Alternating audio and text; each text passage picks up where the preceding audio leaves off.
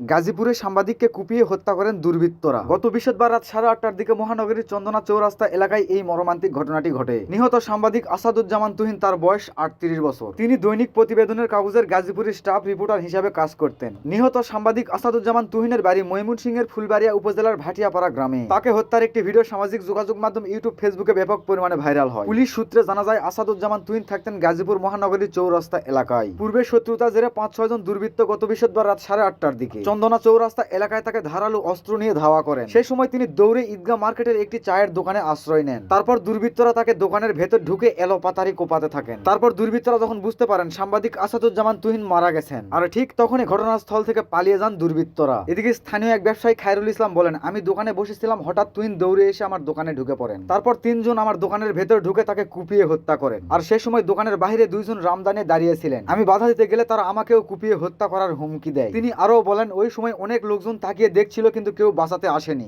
সাংবাদিক Asaduzzaman তুহিনের Facebook profile ঘেটে দেখা যায়, গতকাল রাত 8টার দিকে চৌরাস্তা এলাকায় একটি ভিডিও শেয়ার করে লেখেন, যেমন খুশি তেমন রাস্তা পার হওয়ার দৃশ্য গাজীপুর চৌরাস্তা। এর 2 ঘন্টা আগে জয়দেবপুর রেলগেটের দেওয়ালের পাশে একটি ছবি নিয়ে তিনি লিখেছেন, জয়দেবপুরে যারা যাতায়াত করেন এই রাস্তাটুকু আপনাদের চেনা। ড্রেন সংস্কার না করায় এত সুন্দর রাস্তা নষ্ট হয়ে যাচ্ছে। কর্তৃপক্ষের অবহেলায় জনগণের সম্পদ নষ্ট হচ্ছে। এদিকে গাজীপুর মহানগর পুলিশ কমিশনার মোহাম্মদ রবিউল হাসান বলেন, আমরা এই ঘটনার কিছু ভিডিওর ফুটেজ হাতে পেয়েছি, কিছু ক্লুও পেয়েছি। আমরা এই ঘটনার জড়িতদের ধরতে অভিযান শুরু করেছি। একজন সাংবাদিককে কুপিয়ে হত্যা, এটা খুবই দুঃখজনক। গাজীপুরের বাসন থানার ভারপ্রাপ্ত কর্মকর্তা শাহিন খান জানান, খবর পেয়ে বাসন থানার পুলিশ নিহত সাংবাদিকের লাশ উদ্ধার করে গাজীপুর শহীদ তাজউদ্দিন আহমেদ মেডিকেল কলেজের মর্গে পাঠিয়েছেন। স্থানীয় সূত্র থেকে পাওয়া প্রাথমিক তথ্যের বরাতে বিভিন্ন প্রতিবেদনে বলা হয়েছিল, চন্দনা চৌরাস্তা এলাকায় ফুটপাত ও দোকানপাট থেকে চাঁদাবাজি নিয়ে গত বৃহস্পতিবার বিকেলে লাইভ করেছিলেন সাংবাদিক আসাদুজ্জামান তুহিন। আর সেই সূত্র ধরে নাকি তাকে হত্যা করা হয়েছে। এটা সম্পূর্ণ ভুল। এখন জানাবো সাংবাদিক আসাদুজ্জামানকে কেন দুর্বৃত্তরা এতটা নৃশংসভাবে হত্যা করেছিল। গাজীপুরের চিহ্নিত সন্ত্রাসী ও ছিনতাইকারী দলের সদস্যরাই সাংবাদিক আসাদুজ্জামানকে কুপিয়ে হত্যা করেছেন। তারা দেশীয় অস্ত্র নিয়ে এক ব্যক্তিকে ধাওয়া করছিলেন। সাংবাদিক আসাদুজ্জামান সেই দৃশ্য মুঠোফোনে ভিডিও করছিলেন। তখন আসাদুজ্জামানকে ধাওয়া করে কুপিয়ে হত্যা করা হয়। ঘটনাস্থলের একটি দোকানের সিসি ক্যামেরার ফুটেজ দেখে বিষয়টি জানা যায় এবং প্রাথমিকভাবে ধারণা করা হচ্ছে এই দৃশ্য ভিডিও করায় তাকে কুপিয়ে হত্যা করা হয়েছে। ওই ভিডিওতে দেখা যায় ঘটনাস্থল চন্দনা চৌরাস্তা মসজিদ মার্কেটের পশ্চিম পাশে গতকাল সন্ধ্যা 6:48 কালো রঙের জামা পরা এক নারী হেঁটে যাচ্ছেন। পিছন দিক থেকে নীল রঙের জামা পরা এক ব্যক্তি ওই নারীকে পিছন দিক থেকে টেনে ধরেন। ওই নারী জোর করে চলে যেতে চাইলে তার সামনে গিয়ে গতিরোধ করেন ওই ব্যক্তি।